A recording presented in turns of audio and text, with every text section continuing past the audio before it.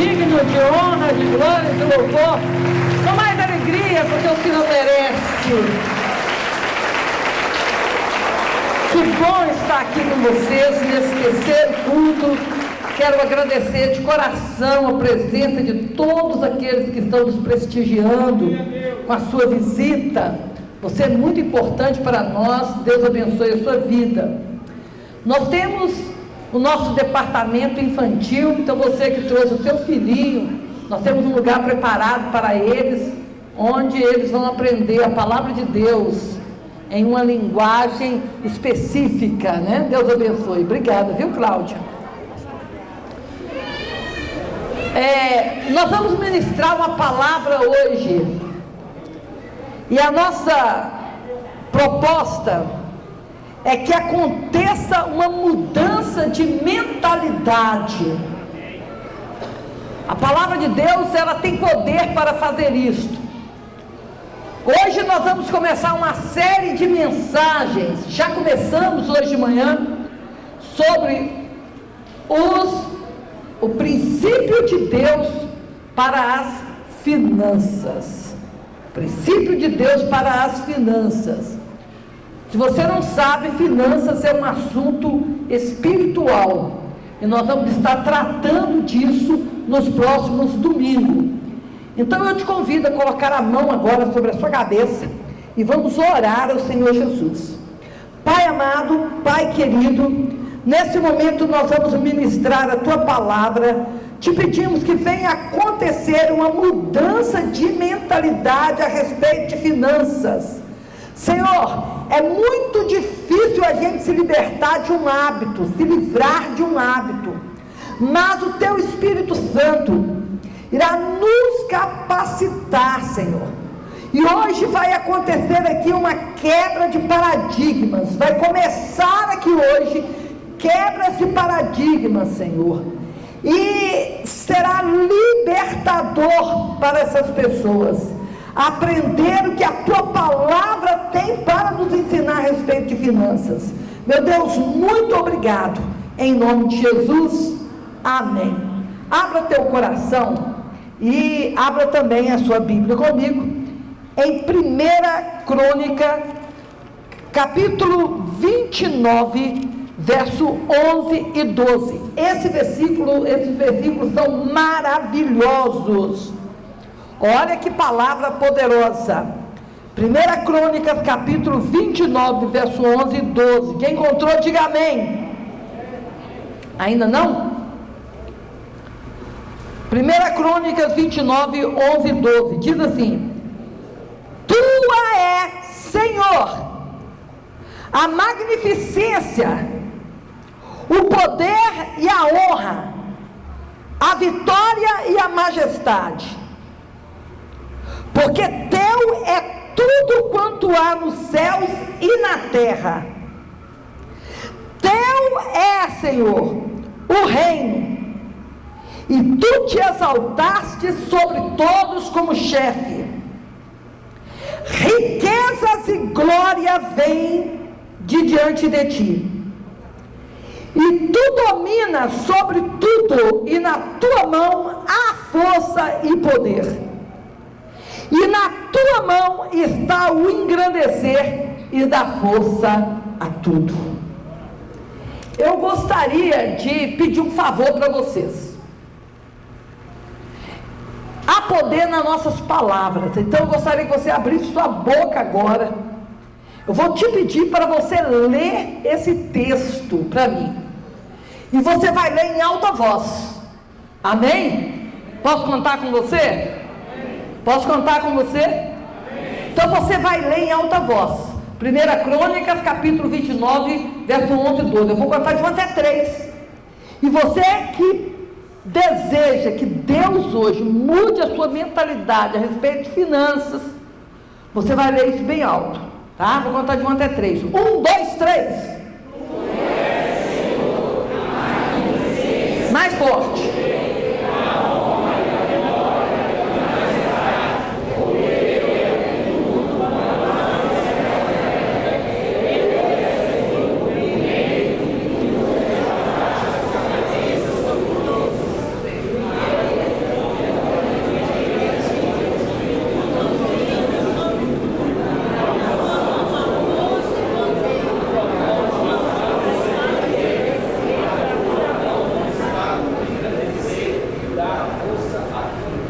Pode aplaudir o Senhor?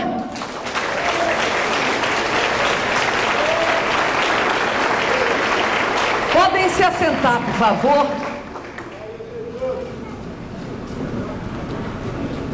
Se você realmente quer ser abençoado nessa área, a primeira coisa que você precisa de fazer é tirar as finanças do ambiente das ciências exatas, da matemática, e trazer para um ambiente espiritual. Se você não entender que finanças é um assunto espiritual, nada vai acontecer na sua vida. Há uma resistência, e algumas pessoas dizem que não é bom falar de finanças na igreja, que no altar não é lugar de falar sobre finanças. Mas, na Bíblia, existem 2.350 versículos que tratam de finanças.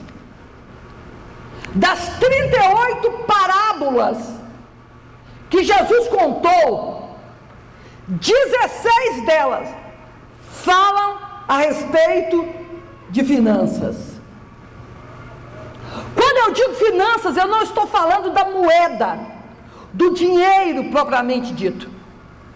Finanças é a ciência que administra as posses, os bens, os recursos.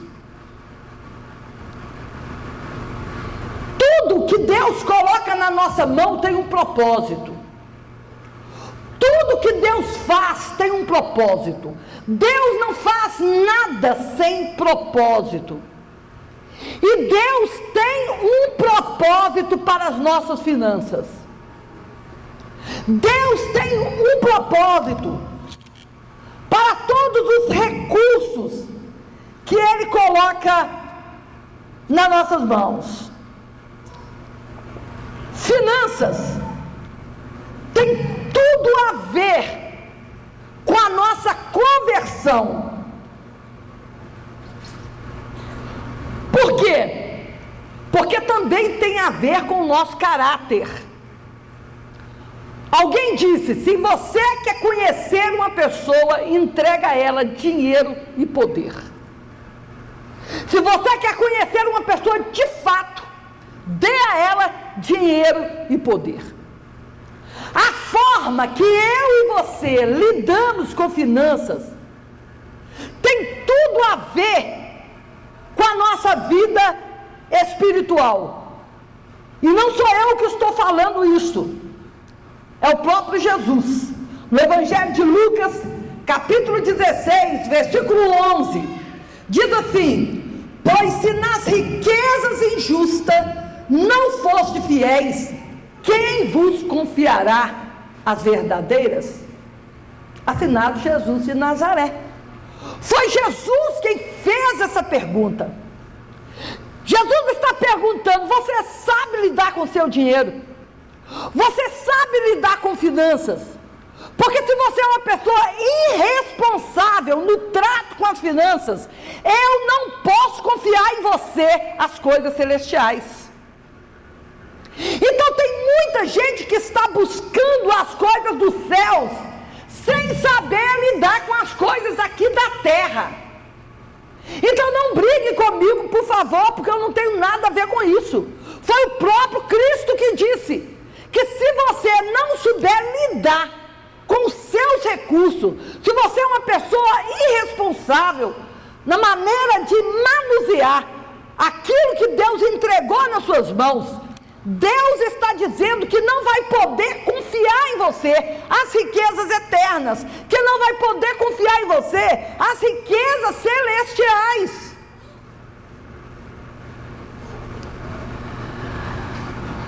Nós precisamos entender quem nos domina. Você precisa de responder uma pergunta: quem é que te governa? Quem você serve? Jesus falou assim que nós não podemos servir a dois senhores. Ou nós amamos a um ou aborrecemos a outro. E ele falava sobre as riquezas. Ele dizia: se você serve a Deus, você não pode servir as riquezas. Entenda, a Bíblia não diz que você não pode ter riquezas. A Bíblia diz que você não pode servir as riquezas. Ficou entendido? A Bíblia não diz que se você tiver riquezas, você vai ter problema, você vai perder a salvação. Não, não é isso que a Bíblia diz. A Bíblia diz que você não pode servir as riquezas. O dinheiro não é pecado. Não é pecado ter dinheiro. O pecado é quando os papéis são invertidos.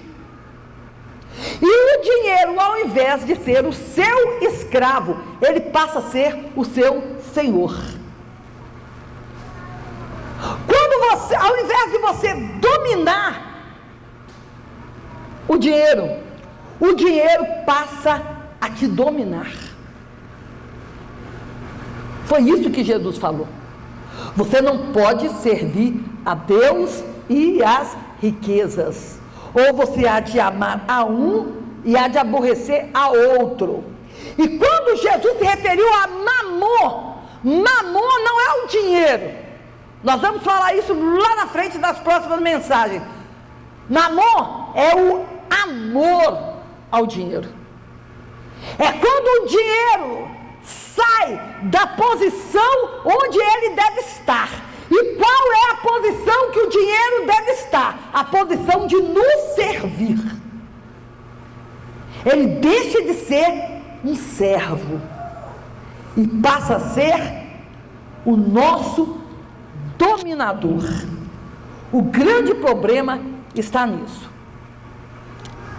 A forma que nós lidamos com o dinheiro tem tudo a ver com a nossa conversão.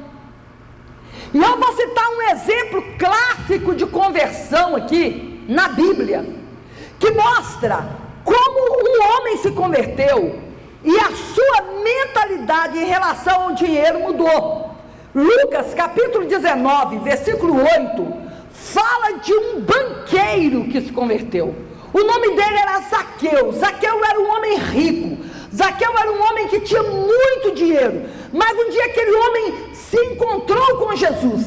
E assim que houve uma mudança no coração dele, a relação dele com as riquezas também mudou.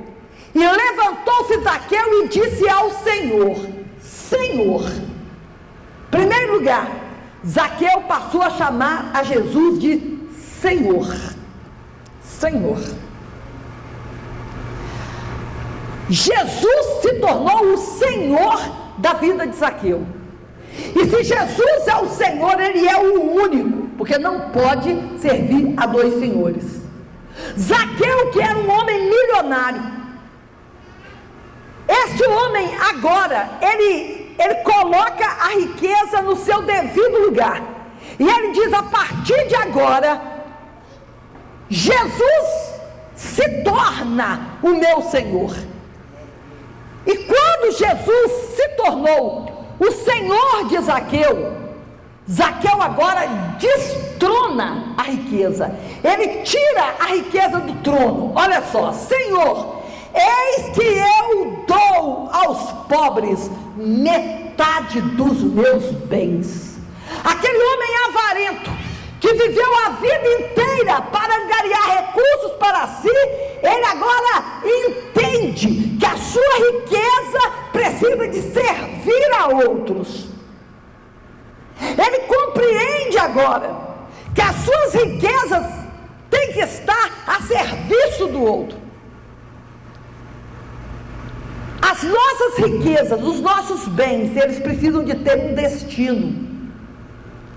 Deus não vai te dar dinheiro só por dar, para você comprar um carro maravilhoso, ficar tirando foto e colocando no Facebook. Isso é muito raso. Existe um propósito mais forte.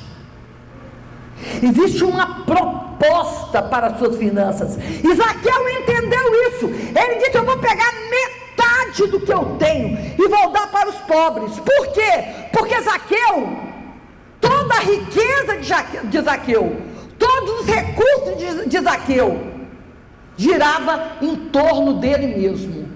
Quando ele recebe Jesus como seu Senhor, ele entende que metade teria que abençoar outras pessoas. Por que metade? Porque de tudo que Deus nos dá, Deus reserva, ou te ensina a reservar, uma boa parte para você. Para você viver bem, de forma confortável. Porque a vontade de Deus é que não te falte nada. Mas você precisa de entender que todos nós temos uma medida. Para tudo nesse mundo tem uma medida. Está escrito na Bíblia: dá e ser-vos-á dado boa medida. Davi entendeu essa questão da medida, por isso ele orou dizendo, em relação a ele. Davi foi um homem riquíssimo, mas em relação a ele, ele disse: não me dê a pobreza para que eu não venha mendigar, mas também não me dê a riqueza para que eu venha ensoberbecer. Davi falou: eu quero o suficiente.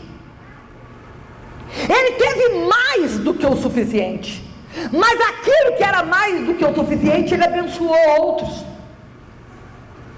Existe uma medida para nós. Irmãos, existe até para comer existe uma medida, não existe? Fala a verdade, tem hora que a gente passa do limite e tenta comer mais. Mas chega um momento que você não aguenta mais, você não aguenta ver comida. Você come tanto que não aguenta mais. Por quê? Porque existe uma medida. Existe uma medida para comer, existe uma medida para vestir, você não consegue andar em 2, 3 carros de uma só vez. Existe uma medida que Deus preparou para nós. Uma medida para que nós possamos viver bem. O problema é quando pessoas não respeitam essa medida, não respeitam limites, e só quer angariar, só quer juntar tesouros, quer juntar muito dinheiro, trabalha o tempo inteiro e não se satisfaz. Isto é pecado. Riqueza sem destino é pecado. A Bíblia conta a história de um homem que angariou muita riqueza e não deu um destino para a sua riqueza. A Bíblia diz que ele plantou muito e teve uma colheita muito grande, e aquele homem ficou milionário, e ele mandou construir celeiros, ele mandou construir armazéns, e mandou guardar tudo aquilo que ele colheu. E aí ele deitou numa rede e falou assim: folga, ó minha alma, porque tens em depósito muitos bens. Você não precisa de trabalhar nunca mais, agora você só vai comer, beber, viver regaladamente, porque você tem em depósito muitos bens. E a Bíblia diz que naquela mesma noite Deus falou: louco, hoje eu te pedirei a tua alma, e o que tu tens preparado, para quem será? Riqueza sem destino, Deus chama de loucura. Uma riqueza sem propósito, Deus chama de loucura. Pessoas que pensam em angariar só para si, Deus chama de louco. Um dia, um jovem procurou Jesus, e era um jovem todo certinho, e aquele jovem chegou perto de Jesus e disse assim: o que eu faço para entrar no reino dos céus? E Jesus falou com ele: guarda os mandamentos. E ele falou: quais são? E Jesus falou: não matarás, não adulterarás, honrarás teu pai e tua mãe. E ele falou: tenho guardado isso desde a minha mocidade. Aí Jesus entendeu que o pecado daquele homem é que ele era muito rico, e a sua riqueza não tinha um destino, a sua riqueza não tinha um propósito. E Jesus falou com ele: olha, dê um destino para a sua riqueza, coloque um propósito para os seus bens, vai, vende tudo que você tem, dá para os pobres, e terás um tesouro no céu. E a Bíblia diz que aquele homem se entristeceu, e ele não quis ser salvo, ele foi embora triste, porque ele viveu a vida inteira para angariar recursos só para si. Então as finanças daquele homem não tinham nenhum propósito. Finanças sem propósito não vem de Deus. Finanças sem propósito não agrada a Deus. Irmãos, a Bíblia diz que Deus enriqueceu a Abraão. É Deus quem dá riquezas, e Deus enriqueceu a Abraão, porque Deus tinha um propósito na riqueza de Abraão. Jacó, quando ele saiu da casa de seu pai, ele só tinha a roupa do seu corpo, só a roupa do corpo. Mas depois ele ficou milionário, porque Deus tinha propósito na riqueza de Jacó. Davi era um pastorzinho de ovelha no meio do mato, se tornou o rei de Israel, e a Bíblia diz que Davi ficou muito rico. Não há notícia na face da terra de alguém que tenha dado uma oferta financeira maior do que a oferta que Davi entregou para Deus. Em toda a história da humanidade, não se tem notícia de alguém que ofertou tanto como Davi ofertou. E Deus tinha um propósito na riqueza de Davi. E Deus também tem um propósito na sua riqueza. Deus tem um propósito nas suas finanças. Deus tem um propósito em todos os recursos que passam pela sua mão. Tudo que Deus te entrega tem um propósito. E eu quero citar aqui 3 propósitos das finanças. 3 propósitos. Porque se fugir disso, não é abençoado. O primeiro propósito das suas finanças, das nossas finanças, tocar o reino de Deus. Uma parte de tudo aquilo que Deus entregou para você, precisa de tocar o reino de Deus para a evangelização dos povos. Deus conta comigo e com você para a proclamação do seu evangelho na face da terra. Então, de todos os recursos que o Senhor entrega nas nossas mãos, uma parte dele deverá ser entregue para que o reino de Deus seja estabelecido na terra. As suas riquezas não terá nenhum valor para Deus se ela não estiver envolvida com os céus. Suas riquezas só alcançarão o seu propósito se ela estiver envolvida com uma causa celestial. Então, se o seu dinheiro ele não toca o reino de Deus, ele não estiver envolvido numa causa celestial, ele está fora de propósito. O segundo propósito das suas finanças, tudo que Deus coloca na sua mão, o segundo propósito, as suas finanças precisam de tocar na sua família, e isto inclui você. Se o seu dinheiro, se os seus recursos não tocam na sua família, isso está errado. 1 Timóteo capítulo 5, verso 8 diz assim: mas se alguém não tem cuidado dos seus, e principalmente dos da sua família, negou a fé, e é pior do que o incrédulo. Você tem que tocar na sua família com os seus recursos. Então, os homens apaixonados por carro, e aí resolve colocar um som no seu carro, 3, 4 mil reais.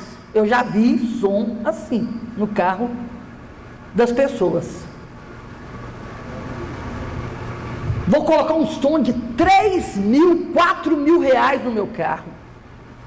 Mas se você colocar esse som e a máquina de lavar roupa da sua esposa estiver quebrada, você está em pecado, porque você pensou só em você e não tocou na sua família. Se você tem condições, problema nenhum você colocar um som até de 10 mil reais, se você tem condições para isso. Mas primeiro vem a pergunta: as suas finanças já tocou no reino de Deus? Já tocou na sua família? Eu vou trocar essas rodas no meu carro, vou colocar uma roda de liga leve, 2 mil reais no meu carro. Aí você troca aquelas rodas e coloca no seu carro, mas a sua casa está cheia de goteira, chove muito na sua casa. Está errado, porque você pensou, as rodas do seu carro não são uma necessidade, é um capricho seu, é um desejo seu, que não tem problema nenhum você ter, se primeiro você tiver provido as necessidades da sua família. Aí o irmãozinho vai lá e compra um videogame, 2 mil reais num videogame. Aliás, eu preciso de me relaxar, eu preciso descansar. Você compra um videogame de 2 mil reais, mas na sua casa durante 15 dias todo mundo tem que comer arroz com ovo. Você está lá no seu videogame maravilhoso, mas todo mundo dá para a geladeira água e ovo, água e ovo. Faltando material escolar para suas crianças. Você está em pecado, porque você pensou só em si. Não tem problema, você pode comprar seu videogame, desde que a necessidade da sua família esteja suprida. Aí as mulheres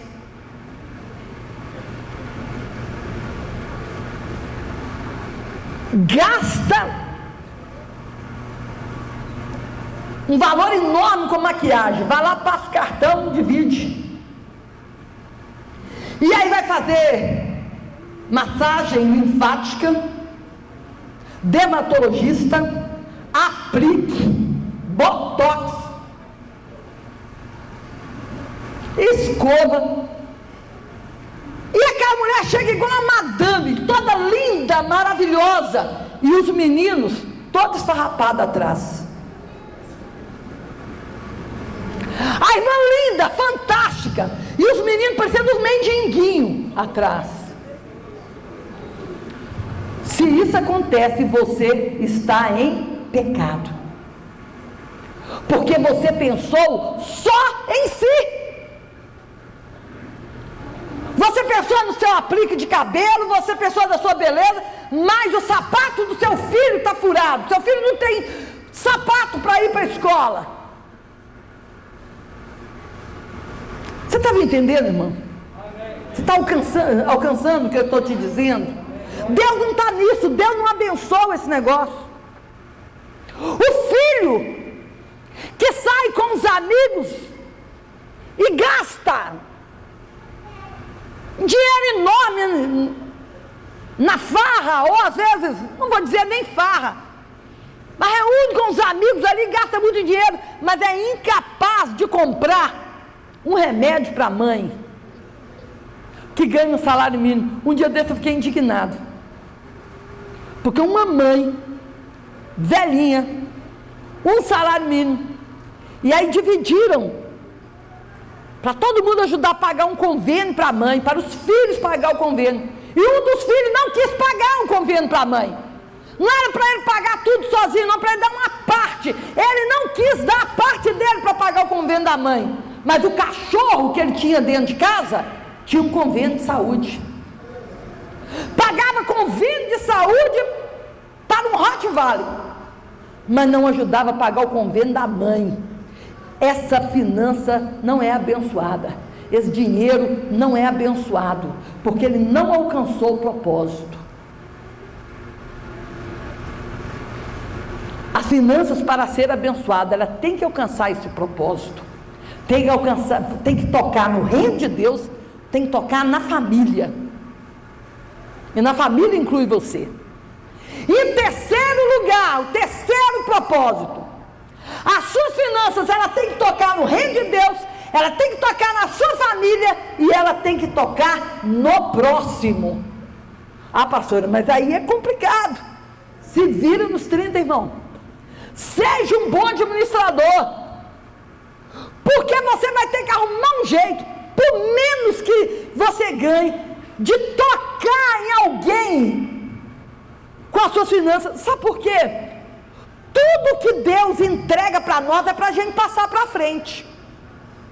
Porque se Deus entregar algo para você e parar em você, vai morrer. Em Israel tem um mar chamado Mar Morto. O nome já diz, Mar Morto. Porque vários rios desaguam no Mar Morto. E quando os rios desaguam no Mar Morto, sabe o que ele faz? Ele não distribui, e aí morre.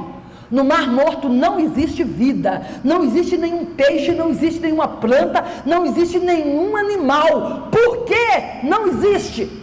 Porque ele só recebe e não dá. Se você é acostumado só a receber, se você só recebe de Deus e não passa para frente, vai parar em você. Tudo que Deus entrega para nós temos que passar para frente. Deus tem que olhar para nós, irmãos, e ver um canal desobstruído para que as bênçãos de Deus possam passar para nós e nós passarmos para frente. Amém? Nós temos que passar para frente.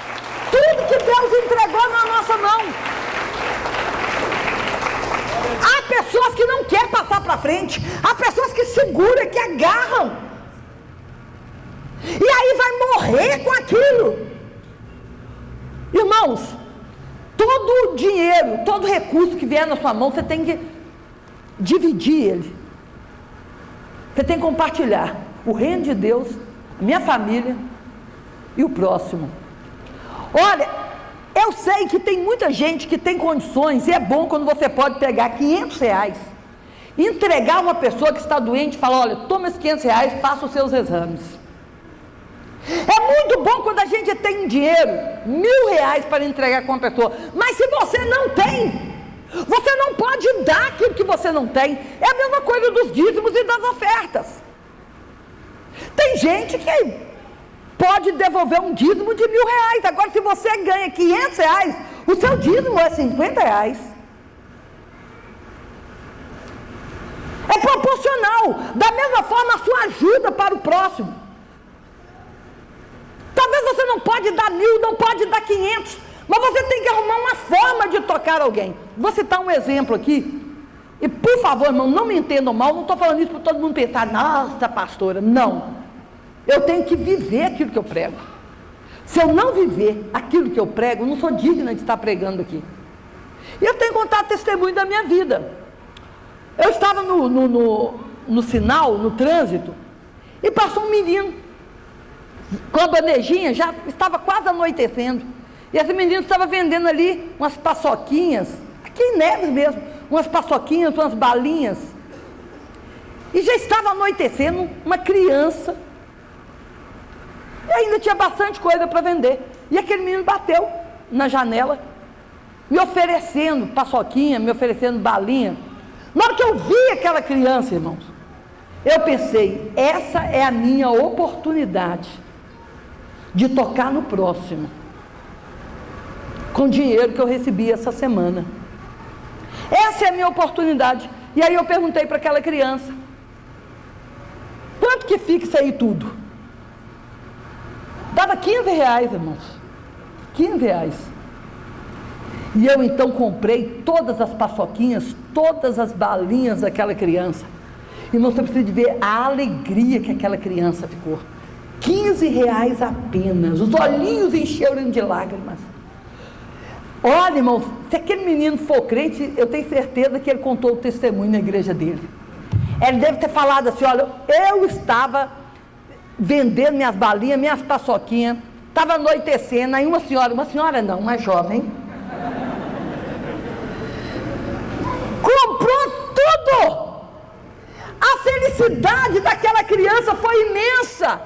Então eu tive a oportunidade de pegar uma parte dos meus recursos, que não eram tantos, mas eu tive a oportunidade de pegar um pouco daquilo e tocar em alguém. Irmão, se você não pode, eu sei que tem gente que pode tocar com 500, com 600, mas se você não pode, R$10, Pastora, mas R$10? Irmão, tem gente que está orando para receber R$10. Tem gente que se receber R$10 vai dar glória a Deus. Mas o que você não pode deixar é de tocar em alguém, deixar que as suas finanças não cumpram o terceiro propósito, que é tocar em alguém com seus recursos.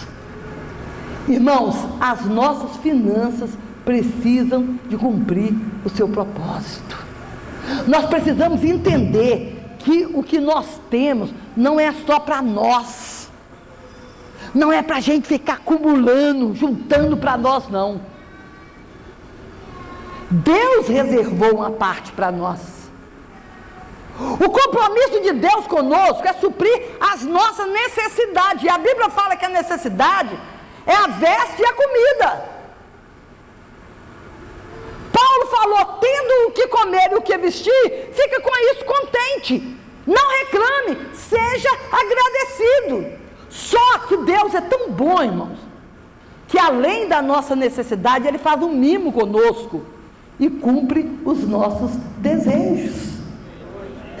Hoje um irmão me mostrou lá uma televisão maravilhosa, que ele comprou, uma televisão grande.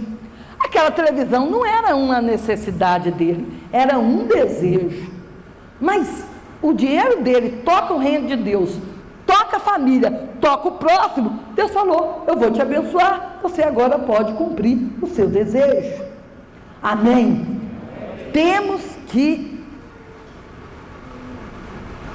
honrar ao Senhor e temos que colocar as nossas finanças, administrar as nossas finanças segundo a palavra de Deus. No domingo eu vou falar de novo sobre o assunto. Amém? Venha domingo que você vai aprender mais. Isso tem a ver com a sua vida espiritual. Que Deus te abençoe em nome de Jesus.